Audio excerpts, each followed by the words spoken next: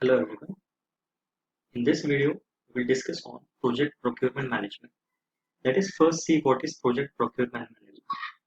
It is the important part of project management.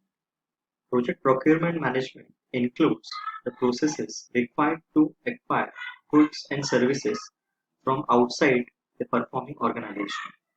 Goods or services, whether one or many, will generally refer as a product. Project procurement management includes following major processes. First, procurement planning. In this, organization determine what to produce and when to produce. Then solicitation planning, documenting product requirements and identifying potential sources. Solicitation, obtaining quotations, bids, offers, or proposals as appropriate. Source selection, from obtained, the organization will choose the potential seller. Contract administration, managing the relationship with the seller. The last is contract closeout, completion and settlement of contract, including resolution of any open item. These processes interact with each other and with the process in other knowledge areas as well. Each process may involve effort from one or more individuals based on the need of the project.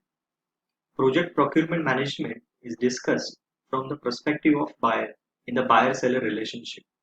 The buyer-seller relationship can exist at many levels on one project. Depending on the application area, the seller may call a customer or vendor or supplier. Now let's see one by one steps of the project procurement management. First, procurement planning. In this,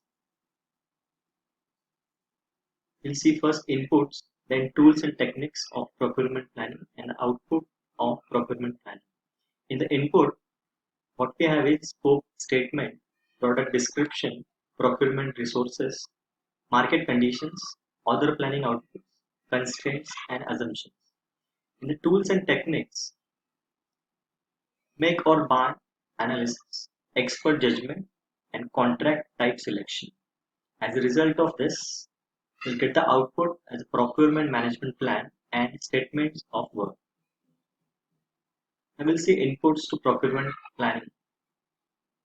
Scope statement. It describes the current project boundaries. It provides important information about project needs and strategies that must be considered during procurement planning.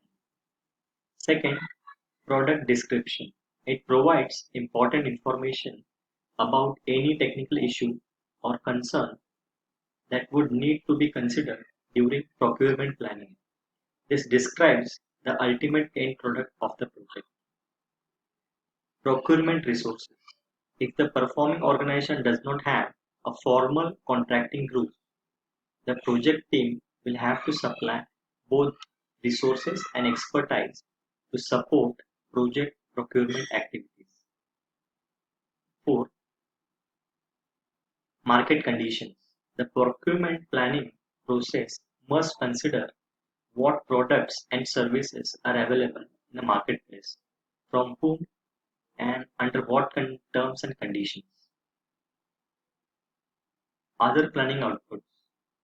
To the extent that other planning outputs are available, they must be considered during procurement planning. Other planning outputs which must often be considered include preliminary cost and schedule estimates, quality management plans, cash flow projections, the work breakdown structure, identified risk, and planned stuffing. Constraints. Constraints are factors that limit the buyer's option. One of the most common constraints for many projects is funds available. The last is assumptions. These are factors that for planning purpose will be considered to be true, real, or certain. In the next stage of project procurement management is tools and techniques for procurement planning. In this make or buy analysis. This is the general management technique which can be used to determine whether a particular product can be produced cost effectively by performing organization. Both sides of analysis include direct as well as indirect costs. A make or buy analysis must also reflect the perspective of performing organization as well the immediate needs of the project. Expert judgment. Expert judgment will often be required to assess the inputs to the processes. Such expertise may be provided by any group or individual with specialized knowledge or training. It may be other units within the performing organization. It may be consultants, maybe professional and technical associates, or maybe industry group.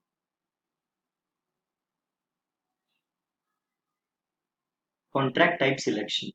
Different types of contracts are more or less appropriate for different types of purchases. Contract generally fall in one of three broad categories. First category is fixed price or lump sum contract. This category of contract involves a fixed total price for well-defined product. Fixed price contract may also include incentive for meeting or exceeding selected project objectives such as scheduled targets. Second type of contract is cost reimbursable contract. This category of contract involves payment, that is reimbursement, to the seller for its actual cost. Costs are usually classified as direct cost and indirect cost. Cost reimbursable contract often include incentives for meeting or exceeding selected project objectives such as scheduled target or total cost. The third type of contract is unit price contract. The seller is paid a preset amount per unit of service and the total value of the contract is a function of quantities needed to complete the work.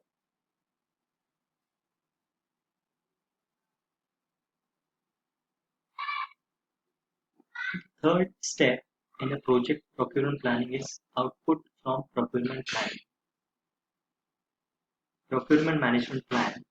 The procurement management plan should describe how the remaining procurement process from solicitation, planning to contract closeout will be managed.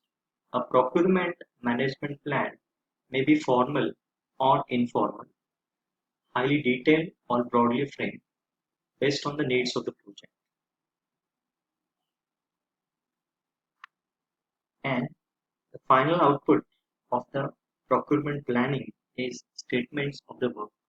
The statement of the work, that is SOW, describes the procurement item in sufficient detail to allow prospective seller to determine that they are capable of providing the item. The statement of work may be revised and refined as it moves through the procurement process. The statement of work should be as clear as complete and as concise as possible. It should include a description of any collateral services required, such as performance reporting or post-project operational support for the procured item. So these are the details about planning of the procurement management. Now in the further videos, we will see the remaining details of procurement management. Thank you.